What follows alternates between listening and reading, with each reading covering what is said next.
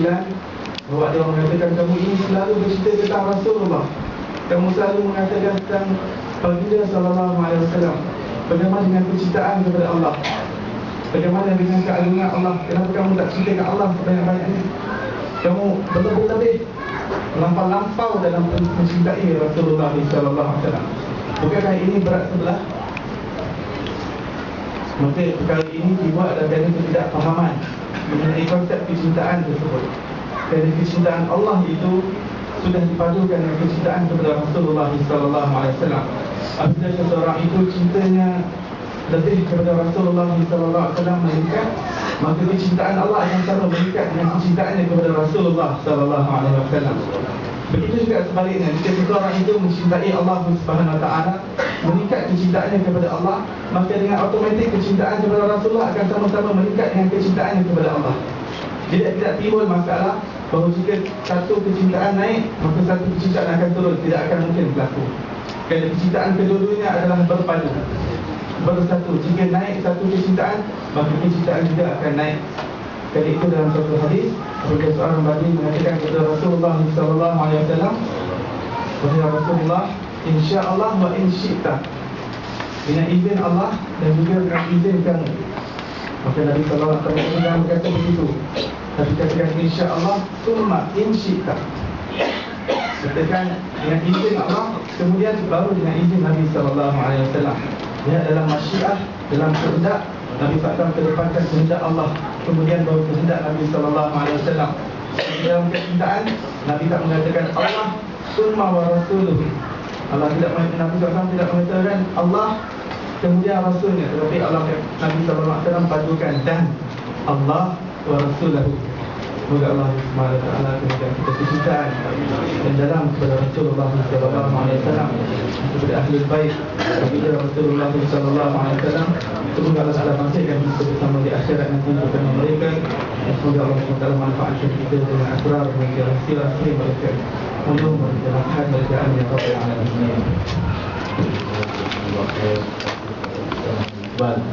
Yang memberikan manfaat kepada kita dalam penambahan cinta kita kepada baginda Rasulullah, menjadikan kepada asas kecintaan kita kepada Allah Subhanahu wa taala. Saya ingin mendengarkan juga kepada Iqbal yang keduanya, Ustaz Iqbal Hanif, insya-Allah, untuk kita mengambil dan faedah daripada nasihat dan juga pesanan beliau kepada kita maju.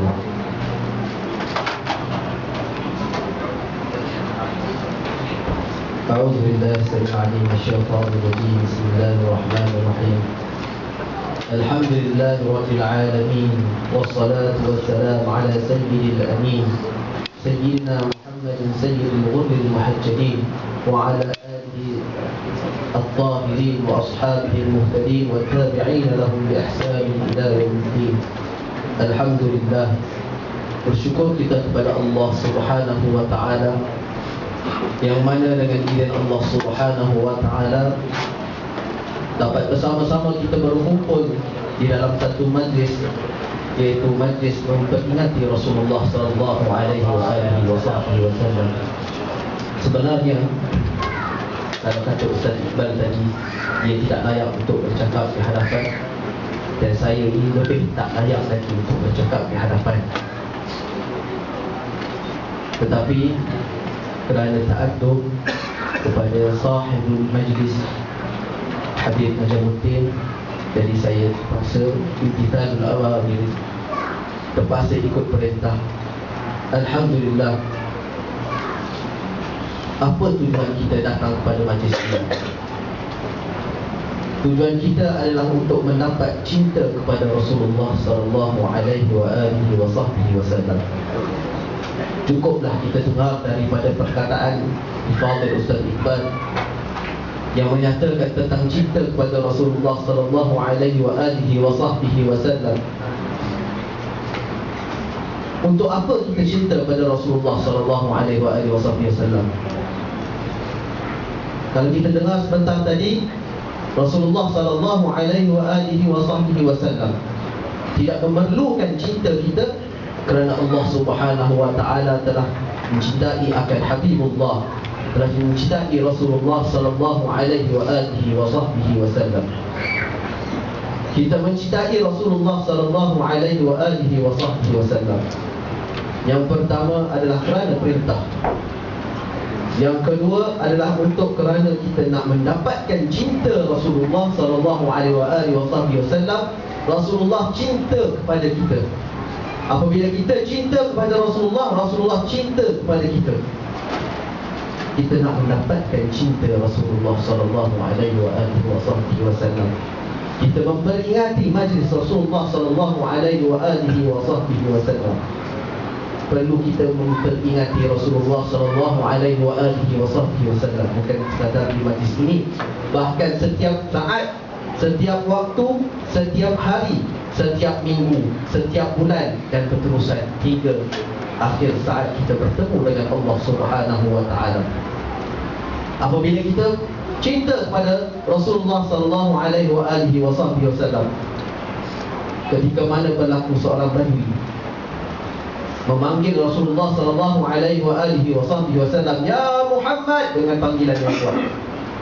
Sahabat Rasulullah sallallahu alaihi wasallam, "Waihak," kata, kenapa panggil macam ni? Kata, orang daripada golongan kami kalau cinta kepada seseorang, dia akan memanggil dengan cara.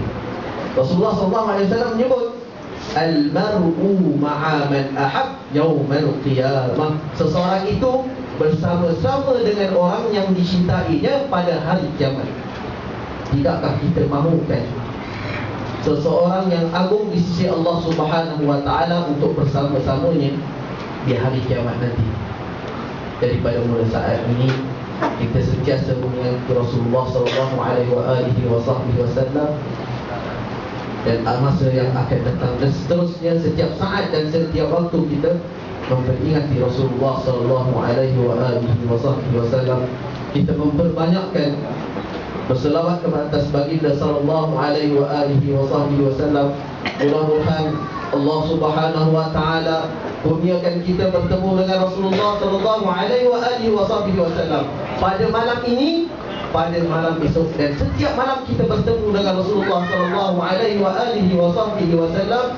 Kita hendak melihat wajah nur bercahaya Rasulullah sallallahu alaihi wasallam, sehingga kita dapat bertemu Rasulullah sallallahu alaihi wasallam dalam keadaan yaqظah, dalam keadaan kita sedar, bukan lagi dalam mimpi. Itu kita niat, pasangkan niat pada hari ini, pada majlis yang penuh keberkatan ini. Kita pasangkan niat kita untuk bertemu dengan wajah kasih Allah Subhanahu wa taala. Mudah-mudahan kita selamat di dunia dan di akhirat. Sabda Rasulullah sallallahu alaihi wasallam, "Wailun liman lam yara yaumul qiyamah." Celaka, beratlah, rugilah bagi mereka yang tidak melihat aku pada hari kiamat nanti. Ya Allah, ya Allah, ya Rahman, ya Akramul Akramin, ya Arhamar Rahimin, kurniakanlah kami untuk bertemu dengan Habib dan bertemu dengan kekasihmu, ya Allah, ya Arhamar Rahimin, ya Allah, ya Arhamar Rahimin. Tiadalah keuntungan bagi kami melainkan kami dapat melihat wajah kekasihmu, ya Allah, ya Akramul Akramin, wa ya Arhamar Rahimin. Sallallahu ala sayyidina Muhammad wa ala alihi wasallam wa alaikum. Kita minta kepada hadirin untuk ke depan yang kita ini untuk kita berikan ruang kepada sahabat kita yang datang untuk masuk ke dalam ini ruang yang di belakang. Kita akan mendengarkan tausiah dan pesanan daripada guru kita Al-Fadil Al-Ustaz Azhar Hashim, pimpinan Majlis Ta'lim Rahmatan lil Alamin, untuk mengambil faedah daripada perkataan beliau. Beliau berkata mashkura wa majura.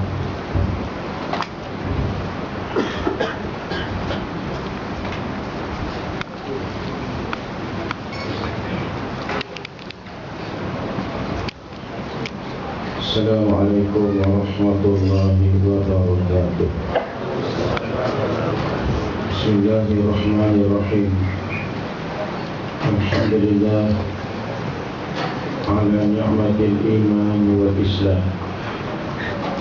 Thumma alhamdulillah ala ni'mati mahabbati Rasulullah sallallahu alaihi wasallam. Asyhadu an la ilaha illallah wahdahu la syarika lah وأشهد أن سيدنا محمدا عبده ورسوله المبعوث رحمة للعالمين. اللهم صل وسلم على سيدنا محمد وعلى آله وأصحابه والتابعين وتابع التابعين لهم بإحسان إلى يوم الدين. أما بعد. Yang dimuliakan sahibul majlis Al-Habib Najmuddin bin Sayyid Osman Al-Khiri, barisan para habaib, para guru-guru, asatidzah, seterusnya kepada hadirin hadirat muslimin dan muslimat yang dirahmati, yang disayangi, yang dikasihi oleh Allah Subhanahu wa taala. Mohon maaf jika sekiranya apa yang akan saya sampaikan pada malam ini di dalam majlis yang sangat diberkati ini, sekiranya kalam saya menyinggung hati kecil tuan-tuan, kalam saya menggores hati nurani tuan-tuan, sebagai insan yang sering melakukan kesilapan dan kesalahan. Al-insan la yakhlu anil khata'i wa nisyan. Sesungguhnya manusia itu tidak sunyi daripada melakukan kesilapan dan kesalahan. Maka sekiranya kalam saya menyinggung hati kecil tuan-tuan, menggores nurani tuan-tuan, maka itulah sifat saya sebagai manusia. Mohon maaf, mohon ampun daripada kesilapan yang saya lakukan. Tuan-tuan sidang hadirin muslimin muslimat yang dirahmati Allah, di dalam kehidupan kita ini, apakah yang terlebih penting dan apakah yang terlebih afdal kepada kita? Tidak lain dan tidak bukan adalah kasih Allah kepada kita. Itulah yang sangat kita harapkan. Allah Subhanahu wa taala menjadikan kita bukan untuk kita diazab, bukan untuk kita diseksa, bukan untuk kita disusahkan, tetapi Allah menjadikan kita untuk memasukkan kita ke dalam syurga-Nya, untuk menyenangkan kita, untuk mendapat balasan yang baik daripada Allah Subhanahu wa taala. Alasannya tuan-tuan sekalian, di manakah alasannya bahawa sesungguhnya Allah jadikan neraka, tetapi Allah Ta'ala juga menjadikan syurga. Allah menjadikan yang jahat, Allah juga menjadikan yang baik. Allah menjadikan sesuatu yang buruk, Allah juga menjadikan sesuatu yang baik. Kalau kita sakit, maka Allah yang menyembuhkan kita. Bila kita lapar, Allah yang mengenyangkan kita. Bila kita susah, Allah yang menyenangkan kita. Bila kita dalam keadaan tidak tenang, Allah yang menenangkan kita. Maka inilah tuan-tuan sekalian, diberi oleh Allah Ta'ala setiap daripada makhluknya adalah berdasar kepada kasihnya kepada makhluk tersebut. Tuan-tuan sekalian, begitu jugalah dengan kita pada hari ini. Allah Subhanahu wa taala telah menyediakan lapangan-lapangan, gelanggang-gelanggang untuk kita mencapai redha Allah Subhanahu wa taala. Allah sediakan wadah, Allah sediakan mangkuknya, Allah sediakan pinggannya untuk kita mendapat makanan redha Allah Subhanahu wa taala, untuk mendapat kecintaan Allah Subhanahu wa taala. Tuan-tuan sekalian, kita berada dalam bulan Syaban. Kita akan menghadapi beberapa hari lagi daripada bulan Ramadan. Bulan Ramadan ini tuan-tuan sekalian, kalaulah disebut oleh Nabi SAW, "Lau ta'lamu ummati ma fi Ramadan, la tamannau an takuna as-sanatu kulluha Ramadan."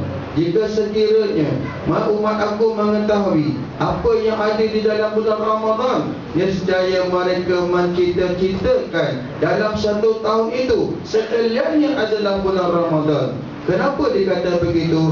Kerana tiada dosa diampunkan, tiada ada dosa melainkan dalam Ramadan diampunkan baginya.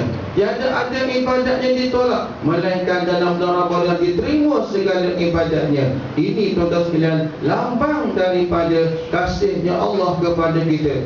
Sebab itu, faman kana yarju liqa'a rabbih falyamal amalan salihan wala yusyrik bi ibadati rabbih ahada. Barang siapa yang mengharapkan untuk berjumpa dengan Allah Subhanahu wa taala, untuk bertemu dengan Allah Subhanahu wa taala, maka hendaklah dia beramal dengan amalan yang soleh dan jangan ia menyekutukan Allah Subhanahu wa taala dengan sesuatu jua pun. Maka tuan-tuan sekalian, disediakan lapangan oleh Allah Subhanahu wa taala untuk kita memperbanyakkan amalan, digandakan pahalanya sampai 700 kali ganda pada amalan-amalan pada bulan Ramadan yang tidak diberi kepada umat yang lain, tidak diberi kepada umat Nabi Nuh, tidak diberi kepada umat Nabi Saleh, tidak diberi kepada umat Nabi Ibrahim, tidak diberi kepada umat Nabi Musa, tetapi diberi kepada umat Sayyidil Mursalin,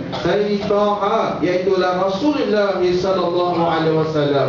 Maka tuan-tuan sekalian, kelebihan ini jangan kita sia-siakan tuan-tuan sekalian. Jangan kita tinggalkan begitu sahaja. Berapa ramai daripada kita telah mendapat Ramadan demi Ramadan demi Ramadan, tetapi dosanya tetap tidak diampun oleh Allah, amalannya tetap tidak diterima oleh Allah Subhanahu wa taala kerana tersilap ia melakukan amal. Maka sebab itulah tuan-tuan sekalian, telah berkatalah Abu Rafi' di dalam kitabnya yang menyebutkan bahawasanya siru ilallah, pergilah kamu kepada Allah, yakni dengan memperbanyakkan amalan-amalan, dengan kita bersungguh-sungguh dalam mengerjakan amalan-amalan yang soleh, urjan, dalam keadaan kita tempang, dalam keadaan kita terdengkot-dengkot, wa makasiran, dalam keadaan kita terpecah-pecah anggota kita. Berjalanlah kepada Allah Subhanahu wa taala. La tantazirus sihah, jangan kamu sekalian menunggu waktu sihat kamu yang kamu baru nak beramal. Sesungguhnya Allah sedialah lapangan untuk kita terus beramal. Jangan kita tunggu walaupun kita sakit terus kita beramal, walaupun kita terdengkot-dengkot, walaupun kita susah, walaupun kita kadang cacat, teruskan kita berjalan kepada Allah Subhanahu wa taala. Walaupun kadang susah payah, kita terdengkot-dengkot, kita terpecah-pecah anggota kita, berjalanlah kepada Allah Subhanahu wa taala. Kenapa begitu? Sesungguhnya fa'inin tazira sihat, sesungguhnya pada menunggu kesihatan, sihat pada tubuh pada manusia itu batalah, hanya sia-sia saja, kerana sifat manusia keadaannya sakit, sihat dan sebagainya, dua benda yang berlawanan yang ada pada manusia. Tidak ada manusia yang sihat selama-lamanya, tidak ada manusia yang dalam keadaan sihat sesungguhnya, tetapi ketika-ketikanya manusia itu dalam keadaan sakit dan tenang. Maka berjalanlah kita kepada Allah Subhanahu wa taala, disediakan gelanggang oleh Allah Subhanahu wa taala. Sebab itulah tuan-tuan sekalian, kata Hikam Athaillah As-Sakandari menyebutkan bahawasanya ihalatukal amal ma'al wujudil farad min ru'unatin nufus. Yang disebut oleh Syekh dalam kitab Hikam Athaillah As-Sakandari menyebutkan, alasan kamu meninggalkan amal sedangkan kamu berada dalam ruang lingkup yang sangat luas untuk kita beramal, itu tandanya nafsu kamu dalam kekotoran, diri kamu dalam kekotoran. Masa bersihkanlah untuk menghadapi bulan Ramadan, bersihkan jiwa kita, jaga mata kita, jaga telinga kita, jaga lidah kita, jaga tangan kita, jaga perut kita, jaga kemaluan kita, jaga kaki kita, dan yang akhir sekali, jaga hati kita. Mudah-mudahan kita masuk dalam bulan Ramadan diampunkan oleh Allah Subhanahu wa taala, menjadi pandangan bagi kekasih Allah Subhanahu wa taala, Rasulullah Muhammad bin Abdullah, yang menjadi benteng daripada api neraka dari kepada kita. Mudah-mudahan Allah SWT membentengi dengan adanya Nabi Muhammad SAW, membentengi umatnya daripada api neraka Allah Subhanahu wa taala. Wallahu alam. Sekadar itu, assalamualaikum warahmatullahi wabarakatuh. Warahmatullahi wabarakatuh. Jazakumullah khair. Dengan penyampaian yang cukup jelas dan bijak di dalam persiapan kita bertemu pada Ramadan dan juga menjadi hamba yang syukur kepada Allah Subhanahu wa taala untuk menerima kepada hadiah yang diberikan oleh Allah. Kita juga akan mendengarkan daripada Fadil Ustaz Azian Imam Masjid Al-Falah sedikit nasihat daripada beliau pada malam ini untuk menambah lagi bekalan kita menghadapi Ramadan. Fadil Fadil. Assalamualaikum warahmatullahi wabarakatuh. Alhamdulillah rabbil alamin wassalatu wassalamu ala asyrafil anbiya'i wal mursalin wa ala alihi washabbihi ajma'in. Amma ba'd. Para habaib, para hadirin muslimin dan muslimat rahimakumullah. Alhamdulillah, syukur kepada Allah SWT dipilih kita untuk bersama-sama dalam majlis yang mulia ini. Ini adalah taufik dan hidayah daripada Allah Subhanahu wa taala. Para hadirin rahimakumullah, tempat yang kita berada di sisi Allah SWT, bumi di sisi Allah SWT ada kedudukan masing-masing. Ada bumi yang Allah muliakan, ada bumi yang Allah hinakan, ada tempat-tempat yang Allah muliakan dan ada tempat melebihi tempat-tempat yang lain. Begitu juga ada waktu yang Allah muliakan melebihi waktu-waktu yang lain. Begitu juga manusia yang Allah lebihkan dia daripada manusia-manusia yang lain. Bergantung kepada apa yang ada di dalamnya. Di bumi ini, para hadirin rahimakumullah, semua tempat akan menjadi saksi di atas perbuatan mereka yang berada di atasnya. Seperti mana Allah muliakan tempat yang mulia, iaitu masjid-masjid Masjid Allah. Tempat-tempat yang mulia adalah masjid-masjid, khususnya Masjidil Haram sudah pasti kedudukannya melebihi tempat yang lain. Dan begitulah tempat-tempat yang dibina di atasnya atas dasar ketakwaan kepada Allah, dan dirikan di atasnya tempat-tempat beribadah, majlis-majlis ilmu. Maka tempat-tempat ini akan merasa bangga dan mereka akan menjadi saksi dan mereka akan berhujjah di hadapan Allah Subhanahu wa taala di atas mereka yang menghidupkan bumi tersebut dengan amal yang baik.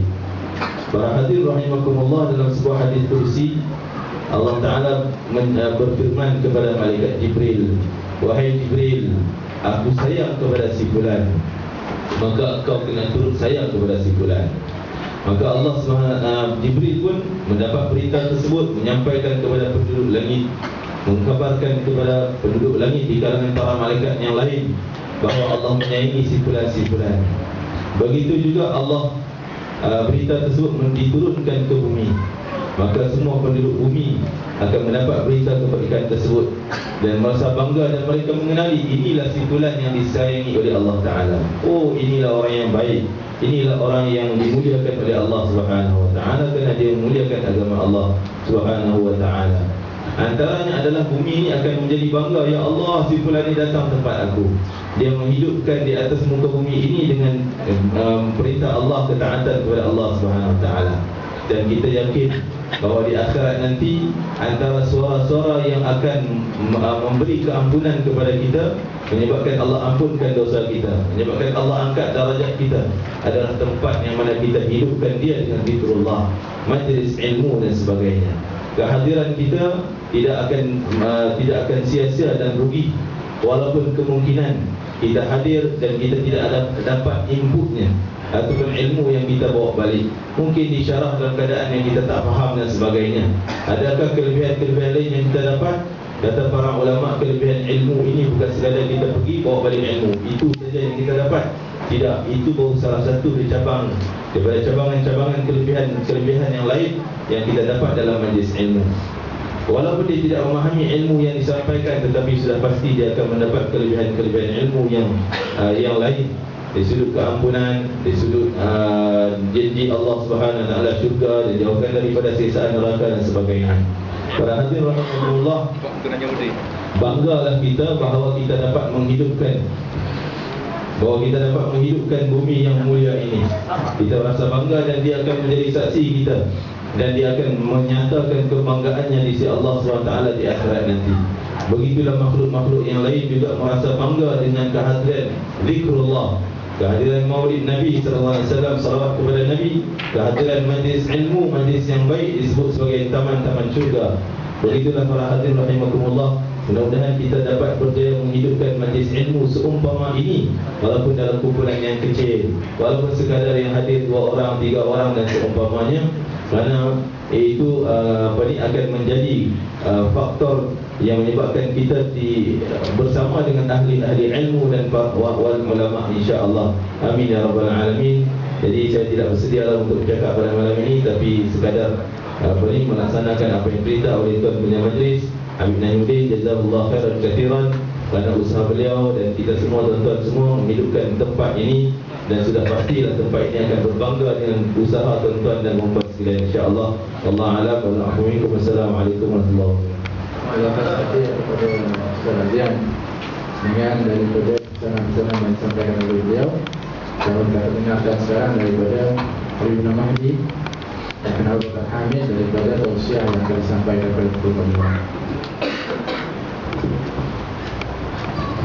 Bismillahirrahmanirrahim. Alhamdulillahirrabbilalamin. Allahumma salli ala sayyidina Muhammad. طب القلوب ودوائها وعافية الأبدان وشفائها ونور الأبصار وضيائها صلى الله عليه وعلى آله وصحبه أجمعين.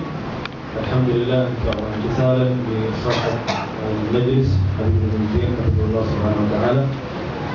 ما سمعناه من كلام الإخوان جزاهم الله عنهم خير الجزاء فيه الغنية والكفاية.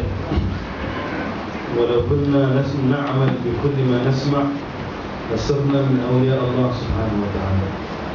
ولكن للإنسان الضعف، فنسير كما قال الأستاذ أزهر هاشم حفظه الله عرجا ومكاسير، على حسب طاقتنا نسير الله تبارك وتعالى. وخلاصة الكلام أوجزه في نقطتين لعلنا أن نستقبل بهما شهر رمضان المبارك، الضيف الكريم المقبل علينا قريبا إن شاء الله تبارك وتعالى. الأمر الأول الاستعداد ظاهرا لشهر رمضان، والاستعداد ظاهرا يكون بترتيب أنفسنا وتهيئة أنفسنا وأولادنا وأزواجنا وأخواننا وأهل بلادنا لاستقبال هذا الشهر، وهي بيوتنا لاستقبال هذا الشهر.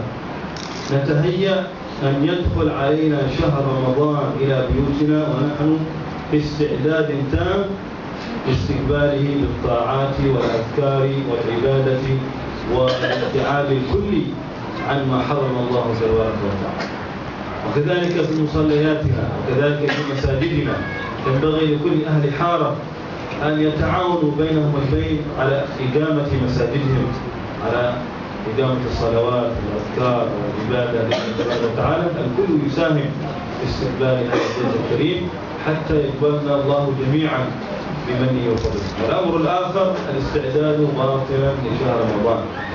فالاستعداد باطنا يكون أولا بالنية الصالحة، أن يبرز منك نية صالحة لاستقبال رمضان. فإنك أن تهيأت من هذه الأيام بالنية الصالحة، الصدق مع الله سبحانه وتعالى، أنك مستعد وجاهز لاستقبال رمضان، وعددت نيات في قلبك لقراءة القرآن كذا مرة، والعبادة والطاعة، وتتلافى ما قبل ما فاتك من أيام غير رمضان من السنن المباركة أنك تحييها في رمضان وتعملها. هذا من التهيئة بالباطنية لرمضان بالنية الصالحة. ولذلك ينادي المنادي يا باغي الخير أقبل ويا باغي الشر أقصر في أول ليلة من رمضان، فتكون أنت من بغاة الخير لأنك تهيأت من قبل أنك تستقبل رمضان وتعمل عمل الخير في رمضان. الأمر الثاني الاستعداد باطنا من شهر رمضان، أن نطهر قلوبنا من الشوائب التي لا تنفع مع كثرة العبادة في رمضان. لو كانت قلوبنا ملآنة بالشوائب من الكبر والحسد والحقد وسوء الظن وغيرها من الأفعال القبيحة التي لا يرضاها الله سبحانه وتعالى إذا كنت في قلوبها، ما تنفع بعد ذلك أن تصلي التراويح 20 ركعة وحتى 100 ركعة.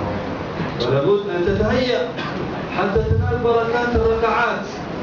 قلب طاهر صافي حاضر مع الله، ولو صليت حتى 4 ركعات تراويح أحسن من قلب قدر الآن بسوء الظن بالحقد والحسد والكراهية، ولو صليت حتى ما شئت أن تصلي.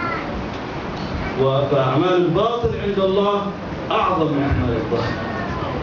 والأعمال القلبية كما قال الإمام الحجاج. الأعمال القلبية هي التي عليها المدار. والله لا ينظر إلى جسدك ولا ينظر إلى شكلك ولا ينظر إلى حركاتك، ولكن الله سبحانه وتعالى ينظر إلى قلبك، ما حملته في قلبك في هذا الشهر. فنسأل الله سبحانه وتعالى إن شاء الله يقبلنا على ما فينا وأن يوفقنا لكل خير. اللهم يا كريم يا منان، نسألك يا سيدنا محمد سيد ولد عدنان أن تبرد قلوبنا عليك يا كريم يا رحمن يا رحيم يا رحمن. وصلى الله وسلم وبارك على سيدنا محمد وعلى آله وسلم. الحمد لله. Alhamdulillah, beliau kembali mengatakan pertama, dengan apa yang kita dengar daripada guru-guru kita, pesanan-pesanan dan juga apa yang disampaikan tadi sebenarnya sudah cukup memadai kepada kita. Bahkan kalau kita benar beramal dengan apa yang telah dipesankan, mungkin kita boleh sampai kepada derajat kewalian dengan beramal daripada ilmu yang telah kita dengarkan. Akan tetapi kerana kita ini adalah insan yang lemah, yang disebutkan oleh Ustaz Azhar tadi, berjalan dalam keadaan yang tempang, dalam keadaan yang sakit, dalam keadaan yang berpenyakit dan sebagainya, maka di sana diperlukan kepada banyaknya peringatan-peringatan dan nasihat-nasihat yang dengan itu kita akan dapat untuk bermanfaat kepada kita. Kita insya-Allah akan menemui kepada Ramadan yang cukup barakah, yang insya-Allah tidak tinggal beberapa hari lagi kita akan mendapat bersama dengan Ramadan. Maka yang penting saya simpulkan kepada dua perkara yang penting persiapan kita untuk kita bertemu dengan Ramadan. Yang pertama sekali adalah persiapan zahir kita, iaitu persiapan kita, diri kita di dalam beramal. Begitu juga persiapan rumah tangga kita, keluarga kita, persiapan daripada jiran dan juga masyarakat, penduduk-penduduk di tempat kita, persiapan dari seluruh umat Islam di dalam menyambut kepada kedatangan Ramadan. Ini adalah penting, persiapan seperti ini, kerana dengan persiapan itu dan juga di dalam untuk menghadapi Ramadan dengan gambaran yang cukup baik ini adalah membawa erti akan besarnya daripada Ramadan itu, sehingga kita juga akan bersemangat untuk menghasilkan daripada mendapatkan Ramadan itu dengan penuh kesempurnaan.